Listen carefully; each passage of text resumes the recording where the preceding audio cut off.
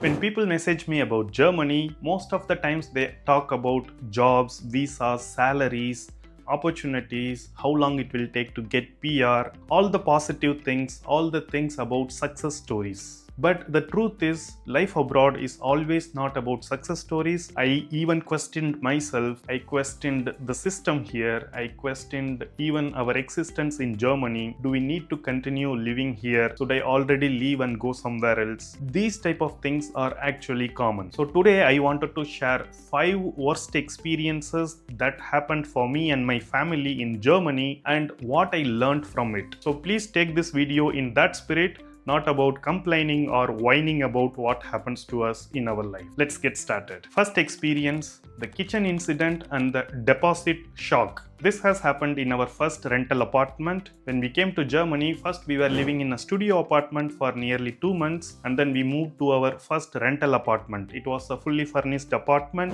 and one day when we were cooking, we placed the hot cooker on the tabletop of the kitchen, and we didn't realize that the mica or the tabletop on that kitchen could not handle the heat of that hot cooker. Then what happened? The cooker left a round black or brown color mark on that tabletop. At that moment we thought it's fine, we will fix it later, something like that. Somehow we just passed that moment. But when we were vacating the apartment, the landlord has come and she saw that we have burnt the mica on the kitchen top.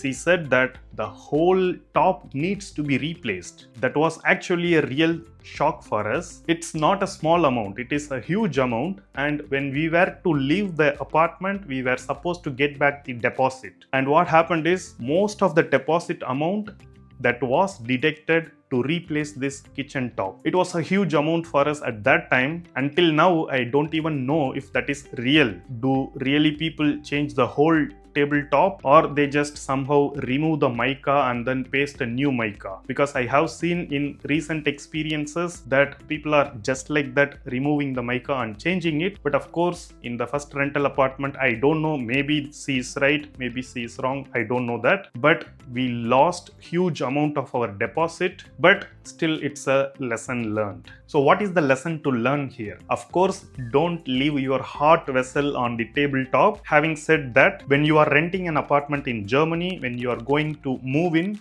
document everything. When you are moving in and when you are moving out. When you are moving in, if you see any issues, report it immediately and have your landlord or the Hausverwaltung informed about it. Trust is good, but paperwork is better in Germany. Second experience, Ausländerbehörde chaos and job delay. This happened when I was trying to change my job within first 2 years of my EU blue card. As many of you know that you can change jobs in Germany when you are in EU blue card after you complete your first 2 years. It is also possible even before completing 2 years, you can still change jobs, provided you inform the Ausländerbehörde, that is the foreign authorities office, and get their approval. This is the common process, and it is not something illegal or nothing like that. Anyone and everyone who is in blue card, if you are getting a relevant job, you can still do this. What happened to me is, I got my current job already and I had to inform this to the Ausländerbehörde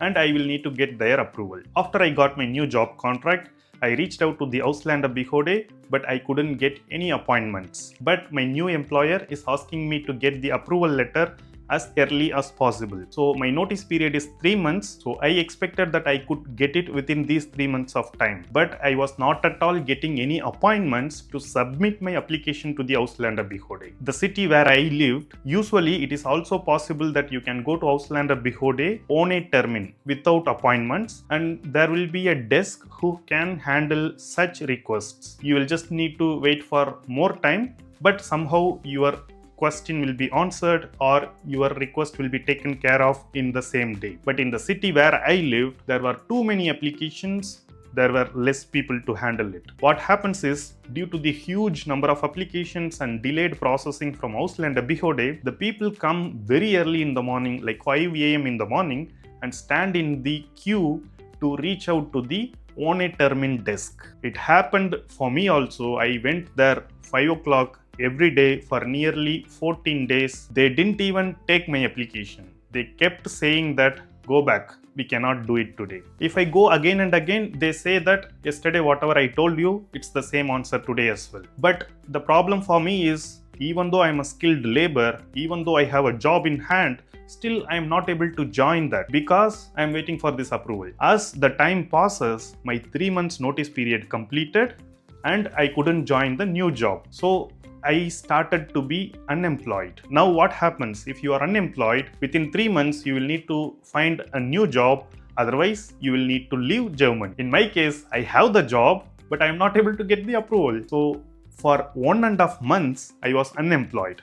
The Ausländer Behörde told that you don't need to leave Germany because you have a job. But at the same time, they will not process my application. The new employer says, I cannot let you in without the proper work permit. It's a fair thing, right? But the Ausländer Behörde is not taking my case and giving me approval. So I was jobless for nearly 2 months. I took debts from my friends to survive here. I had a family to feed and some loans to pay back in India as well. So it was very struggling period, nearly for 2 months for me. I had to also change cities for a new job and it was really a big chaos. After my notice period has got completed, every day in the morning I wake up, go to Ausländer Behörde, get no response and come back home feeling anxiety, feeling nervousness. I couldn't sleep properly for those 2 months at all. Okay, enough of whining. What is the lesson here? In your Zusatzblatt, the additional paper of your residence permit, you will have a date mentioned there. Until that date, if you are changing your job, you will need to inform the Ausländer Behörde. Better try to change your job after this date, wherein you don't need to inform anyone, your job change will be smoother. Of course, it's not always necessary that you will need to wait just because Ausländer Behörde is not answering. If the right opportunity comes for you, you can still change within 2 years, but try to make sure that you are not delaying anything from your side at least, so that you are not making any additional delays when your Ausländer Behörde is already doing that for you. Third experience, problem with neighbors. This is one of the worst experiences I ever have faced in my life. Not just in Germany, ever in life. It was in a small town. We were living in first floor. Of course, as you may know already that I have had a kid and it was my daughter and she was around 3 to 4 years of age at that time when this incident has happened. So when she was running in the house, the people who lived below us, they complained that running in the house gives lot of noise. Initially, we felt that maybe it's a fair complaint. So we purchased long carpets to cover the whole house, not just playing area, not just living area, the whole bedroom, the way to the toilet. So almost the whole house, we covered it with carpets. So when my daughter was running, it shouldn't make much noise. But what happened is they started complaining for small things. During summer, we had this fan. It's a standing fan and it seems that it was creating some kind of vibration. They kept complaining that your ventilator, so that's the German word, your ventilator is making lot of noises and it's disturbing us. Again, we put a teppich, the carpet for that, and then the next complaint is early morning when we were preparing our daughter to drop her in kindergarten, we used to cut some vegetables or apple so that we put some snacks for her. And they started complaining that when you are cutting apples or vegetables, that sound is loud enough for us. And it didn't stop there, it got even worse. They started kind of knocking on the wall from their place, and they used to have some type of soft hammers and they used to hit on the ceiling of their house, which means our floor will kind of shake a lot. So my daughter used to get scared. Sometimes even for adults, it is scary. So we went there, we spoke to them in nice manner and multiple peace attempts that I have made with them. But nothing worked out. It was only getting escalated more and more. We started complaining it to our landlord and our landlord complained to their landlord. It was kind of getting escalated like this. At some point of time, my landlord wanted to help us and they sent a lawyer notice to the neighbors stating that don't disturb my tenants. So it went on and on like this. They sent another letter to us, we sent another answer to them. To be honest, at that time my wife was pregnant. it got aborted at that time. It's a lot of stress, you see. We couldn't handle that much. After a certain time, fighting did not help us and we just needed peace. So we vacated from that house and we came into a different house. And it kind of changed our mood and we felt better when you are living in a better house, right? You come to home after all your work and you try to be at peace. But when that's not happening, what can you do? And you leave your family members hoping that they are safe in home and you go to work. And when they are experiencing scary things and they are anxious, is it even worth living that life in that house? These were the things that was kind of draining our energy, peace, and as I said, so many other things also. So sometimes we need to also see what are the battles to pick. Is this battle really worth fighting or not? Even if you win, at what cost? Of course, the people who know about German situations might ask me, you could have called police immediately. I know that we can call police, they can come and help us. They will kind of make peace or they will also take cases against your neighbor. But we didn't go that route. I didn't want to go to police at that time. Maybe if I would have done that, it could have been different. Okay, what is the lesson from here? Mental peace is greater than anything else. At least this is how I would like to approach this type of things. If you ever feel unsafe and not comfortable in a rented house, my suggestion is to move out, because safer home in foreign land is not optional, it's a necessity. Don't stay just because the rent is good, and don't sacrifice your peace. Of course, I do not say that you should not fight at all, but it is not worth fighting for a long time. This is what I mean. Even in our case, I was fighting on this for nearly many months. So my recommendation is, based on the situations and the time you are giving to that problem, you need to decide when to have thick skin, when to move out of it. Next experience is €115 letter forward trap. Actually, it's a funny experience. Maybe not so funny, but stupid experience, I would say. Because as I said, we moved from that previous house to the new house, which means you can forward your letters that you are getting to the old house to the new house for few months. Let's say 6 months, or whichever the number of months you want to choose. So in German, it is called as Nachsendungsauftrag, forwarding order, something like this. Okay, this is where sometimes the over smartness kills us. I wanted to learn German, so I changed the language of my computer OS, I changed the language of the browser. So I just tried to learn German and I typed this word Nachsendungsauftrag, and I missed DHL there, because DHL is the one who is supposed to route all the letters. They are the one who handles the letters. And the search results which came to me, it was some random website. Maybe they are a third-party company who in turn uses DHL. I didn't actually pay more attention to that. I just clicked the link, entered all the details like my old address, new address, how long that needs to be routed, and I just placed the order. I felt smart that I'm using completely German website and I'm able to do things, and I got the bill. It is for €116. That's when I realized, no, there is something wrong.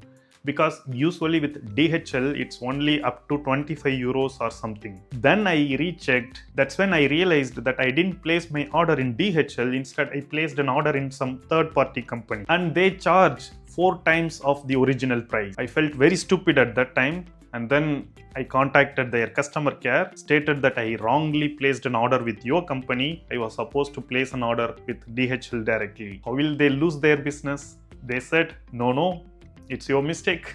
You have already placed the order to us and we placed the order to DHL. Now we cannot do anything. I was like, okay, you do whatever you want. I will not pay this money, because €116 is big money for me. Even now, after some time, they sent a letter from lawyer stating if you don't pay this, you will need to face a case in the court. By this time, the €116 grew to €121 already. It included the interest and the handling charges of the lawyer from their side. And I felt like, oh my god, I did something wrong. Then I paid €121 just to get out of this problem. Okay, what is the lesson to learn here? Always pay attention to what kind of orders you are placing online. It is not just orders, it is also anything related to third-party apps or scammers or lookalikes, whatever it may be. Even if they are genuine websites, pay real attention to what you were supposed to do and is that website is right one for you. This way you can avoid being stupid and losing some euros of amount. The last experience what I wanted to share in this video is the taxi fun seksik mistake. I wanted to purchase a second-hand bicycle, so I was looking for some offers in Klein and Siegen and I found one.